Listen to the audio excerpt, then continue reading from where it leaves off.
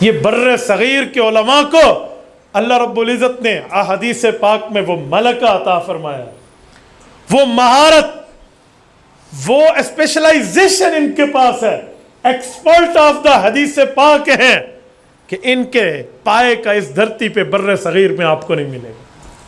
انہوں نے احادیث کی وہ خدمتیں کی ہیں، قرآن کریم کی وہ خدمتیں کی ہیں، اور دلیل کی دنیا میں قرآن اور حدیث کو ایسے سمجھایا ہے جیسے سمجھانے کا حق ہو۔ یہ جو 1926 میں حال ہی کی بات کر رہا ہوں، ابھی تو 100 سال بھی نہیں گزرے، 1926 کو جب مدینہ منورہ، یہ 2021 چل رہا ہے نا، تو 2021 میں آ کر 2026 میں 1926 کو سال پورے ہوں گے نا، جب مدینہ منورہ میں یہ آل سعود کی حکومت آئی اور اس وقت عام قبروں پر قبہ جات کو گرا دیا گیا کہ قبر پہ تعمیر منع ہے حدیث پاک میں، گراتے گراتے وقت آیا کہ رسول اقدس صلی اللہ علیہ وآلہ وسلم کے گنبد خضرا، جس کی وجہ سے آپ کے اور ہماری ایمان کی ٹھنڈکیں موجود ہیں، گنبد خضرا پر ایک سوالیہ نشان اٹھا کہ یہ بھی تو تعمیر ہے، اسے بھی منہدم کر دیا جائے، الیاذ باللہ، اسے بھی ہٹا دیا جائے۔ تو اس پر انہوں نے جلدی نہیں کی، عجم کے علماء کو بھی عرب کے علماء نے دعوت دے کر بلایا کہ آپ آئیے اس پر ہم سے بات کیجیے۔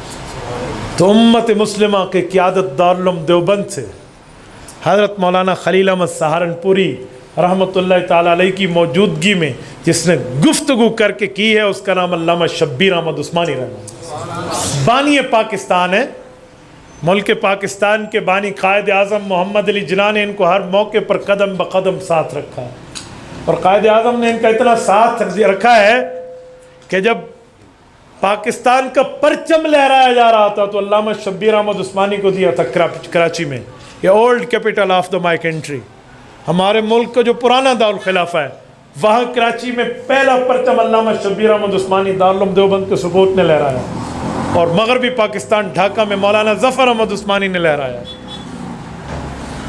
میرے دوستو، یہ علامہ شبیر احمد عثمانی تشریف لے گئے۔ چلو میں اس پر ایک جملہ مزید کہہ دوں، شاید یہ مضمون تشنا رہ جائے۔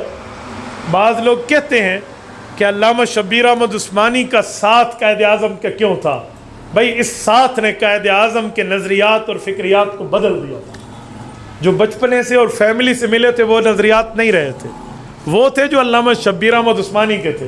اس کی سب سے بڑی دلیل قائد اعظم محمد علی جناح کے جنازے کے وقت کی وصیت ہے۔ قائد اعظم نے وصیت کی تھی جب میں فوت ہو جاؤں میرا جنازہ کون پڑھائے؟ علامہ شبیر احمد عثمانی۔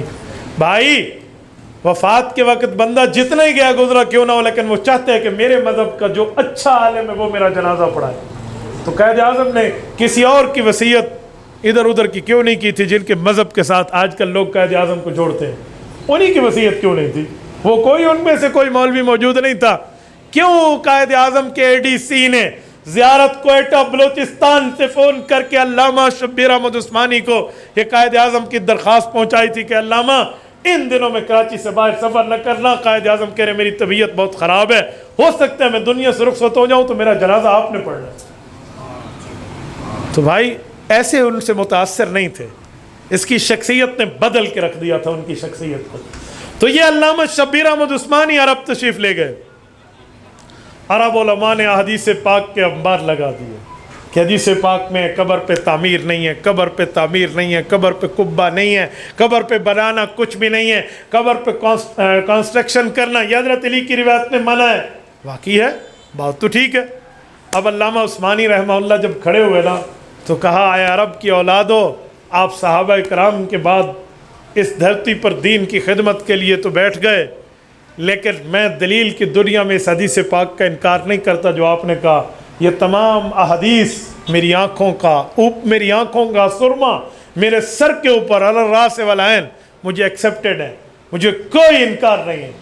تو انہوں نے کہا جی پھر بھی بات کر رہا ہوں، پوری بات سنیے، لیکن اس حدیث میں کہیں لکھا ہوا ہے کہ جب تعمیر کے اندر قبر بنا دی جائے تو پھر اس تعمیر کو گرا دو۔ کہ جی نہیں سمجھے، کہ میں سمجھاتا ہوں، کیا حضور پاک کی قبر پہ چھت پہلے تھی یا قبر بعد میں ہے؟ چھت بعد میں بنی ہے، چھت پہلے یا قبر پہلے؟ یہ تو القبر فی البنا ہے، البنا علی القبر نہیں ہے۔ ایک ہوتی ہے قبر بنے اس پر تعمیر کر دو، اور ایک ہوتا ہے پہلے تعمیر ہو پھر قبر رکھو. یہ تو روضہ پاک اما عائشہ رضی اللہ عنہ کا کمرہ مبارک ہے, ان کا حجرہ ہے. تعمیر تو پہلے تھی. پیغمبر کی ذات عالیہ جہاں فوت ہو, سیدنا صدیق اکبر کی روایت مسند الفردوس دہلوی میں ہے, فرمایا ما دفن نبی الا حیث یموت, جس جگہ پیغمبر کی ذات کو وفات حسرت آیات کا وعدہ پورا ہو جائے ادھر ہی اس کی قبر بنتی ہے. تو رسول اللہ کی قبر اما عائشہ کے کمرے میں ہے, تو اما عائشہ کے کمرے میں ان کی قبر مبارک بنی ہے کہ وفات وہی ہیں. جب وفات وہی ہیں تو تعمیر پہلے ہے, قبر بعد میں ہے. اب گرانے کا حکم آپ کہاں سے لے رہے ہیں؟ جو حدیثیں آپ پیش کر رہے ہیں ان حدیث میں کہ قبر پہ تعمیر نہ کرو, یہاں قبر بعد میں ہے, تعمیر پہلے ہے. نمبر 1.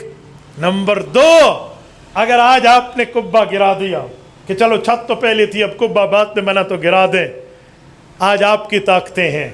ہم نے دریاؤں کو چڑھ چڑھ کے اترتے دیکھا ہے, ہر عروج کو زوال ہے. کل کوئی اور آیا تو اس نے پھر گرا کر تعمیر بلا لینی ہے.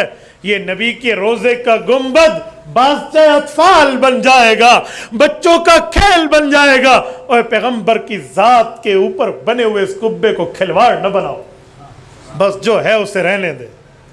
اور امیر شریعت سید عطا اللہ شاہ بخاری, اللہ اس کی قبر پہ کروڑوں ارب رحمت نازل فرمائے, ان کی زبان میں کہ میرے نانا کا اعزاز ہے ان کی قبر ایسی ہو ویسے کسی کی نہ ہو.